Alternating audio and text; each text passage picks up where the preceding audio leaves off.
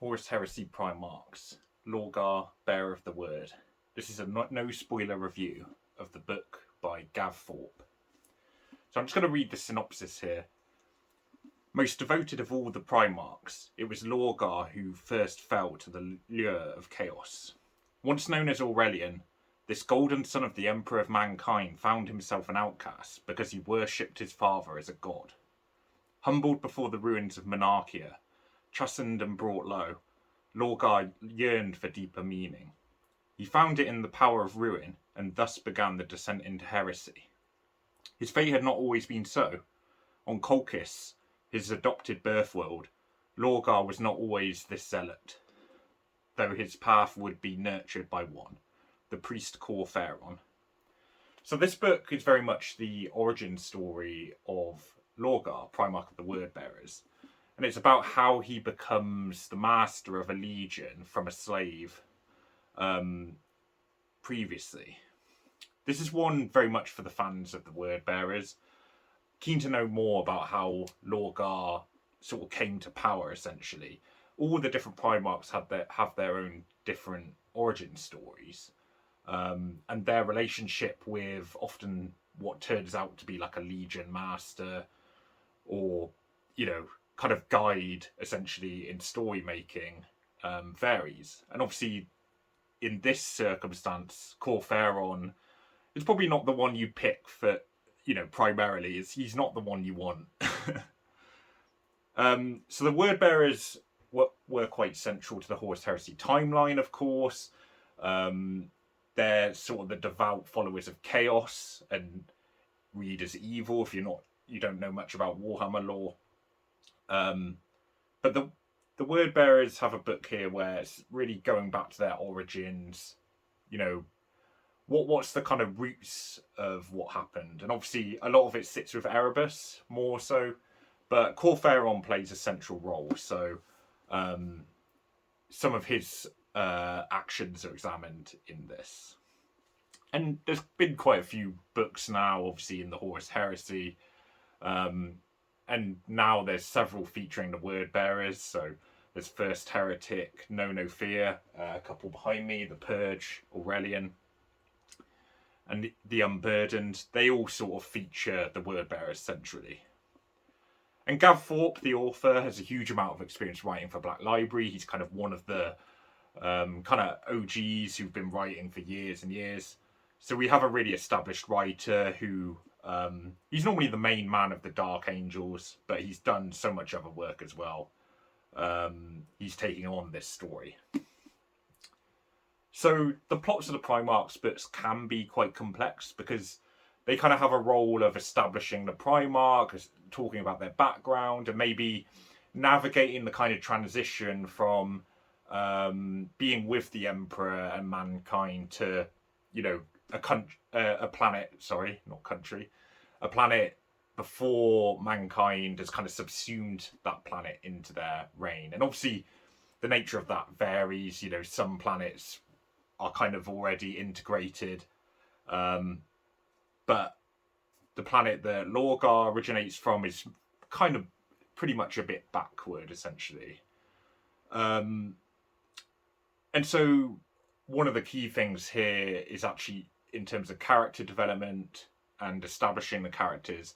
I think Gav Thorpe does a really good role of establishing the father-son relationship of Kor Phaeron and Lorgar masterfully. And Lorgar obviously makes the transition from being a slave to the eventual leader, as we know. And it's done really effectively. And kind of where I can think of this in sort of modern sci-fi or fantasy is the father-son relationship in God of War, the video game series. Those games were really well received, and I think they're amazing. But it really focuses on the father-son relationship and kind of hits quite deep. So this is kind of a different spin on that, because obviously Kor Phaeron isn't the most likable character. Whereas Kratos in God of War is a bit more complicated. But he is probably far more likable despite his kind of dour nature, should we call it... 'Kor Phaeron's bitter, resentful, power hungry. But it makes for a really great character to play off against Lorgar and to add context to his renouncement of everything he's known.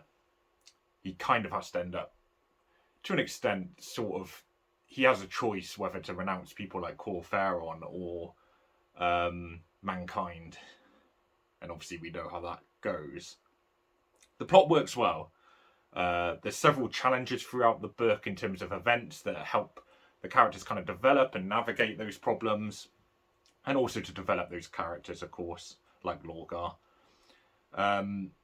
Some of the interactions with sort of side characters are really interesting and they're well done, and the secondary characters are genuinely interesting, which I think is something it's quite easy to criticise in a lot of books. They're kind of added as an afterthought, or just this character's for this purpose, but I think they're actually reasonably interesting. I'm thinking of one in particular, which I won't spoil, but I'm sure you'll work it out if you read it. The book is really strong on storyline and plot, I think. And because these books are quite short, it only has a limited amount of room to work within. But I think it does a really good job of dealing with that dilemma. So the setting and imagery, as I mentioned, it's quite a primitive world that Lorgar's growing up on. And you know, he's a slave amongst slaves in the desert under Kor Phaeron, and it kind of creates this harsh atmosphere of adversity, which is a really good place to start, I think. But then it's also full of both pious and punished characters, which makes for an interesting contrast. The imagery works well enough, and after reading, I don't think the descriptive writing necessarily deserves any knocks, but it didn't exactly stand out either, in terms of its use of metaphors and such like. So the book does well enough in terms of the descriptions of settings, people, and metaphors, but it just didn't really blow me away like the story and characters, which were extremely strong, as we discussed. So we did talk about the characters a lot, but I think they're really done well. You want to hate Kor Phaeron. Lorgar's humble, likeable, and charismatic, but he also do what needs to be done. And he brings conflict in the reader because of this. You know that he's worshipping the dark powers and that things are going to go out of control and that he'll be responsible for bloodshed and atrocity, but he's quite likeable as well. He also draws, through his charisma, sycophantic followers to him, both in and outside of the book. Even the sub-characters are interesting and play their part. Some slaves rightly fear Kor Phaeron, but they now have hope in the form of Lorgar, so there's a transition there that's quite interesting. And that's why I talk about the secondary characters having a proper role to fulfill, both in the plot and character development. So in terms of readability, this is an origin story. There wasn't too much Warhammer terminology here, which could be a hurdle to someone unfamiliar with the lore, but I guess there's a lot of characters where it might help to know what happens later, because those kind of contrasts that I've already discussed about Lorgar or Kor Phaeron, it kind of matters that you know what ends up happening. The language wasn't particularly complex, so it is quite readable. And the book is short, like I said. These Primarchs books are only, I think they're about 200, 300, about 250 pages, so it makes it a quick and easy read. Originality and whether it's worth your time. So obviously these books have a kind of purpose, usually in the Primarch series, where they're just focusing on a single Primarch. Although some books, like there's Luther, there's Valdor, developing those characters instead of a Primarch necessarily. But these books really are, if you like the Legion, I feel. They're kind of like a fan favourite book, essentially. But I do think this book stands clear on its own merits, especially where the story and characters and the development are concerned. And it's very engaging and short, so it is worth your time, and you'll definitely dislike Kor Phaeron even more. So the final score, this one had such enjoyable characters and story despite being so short. It deserves an 8 out of 10. it really does what it says on the tin. It explores Lorgar's backstory, it keeps you interested, and it sets the scene for the later events involving the Word Bearers. And Lorgar, of course. So it's a great one for fans, but I think this stands on its own merit. And let me know what you think. Did you find Kor Phaeron actually likeable? Was I wrong about that? Probably not, I'm going to be honest. Is it one where, if you don't like the Word Bearers, did you actually quite like this bit? That's probably who I'm interested in hearing from the most, because I think this is a good Warhammer book on its own. But let me know if you think differently or if you agree. And like and subscribe. I've got loads more Warhammer videos coming up. So thanks for listening.